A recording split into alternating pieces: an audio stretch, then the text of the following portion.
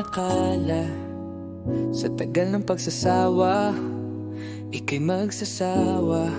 Akala ko tayo pa yun, pala iba na.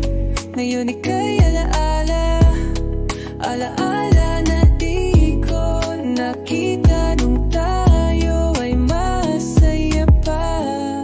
Mga plano natin ay biglang nawala. Binigay ko naman ang lahat, bakit di pa rin sapat? Sana inisip man lang na ako'y masasaktan. Ayun ika'y alaala, alaala na di ko nakita nung tayo ay masaya pa.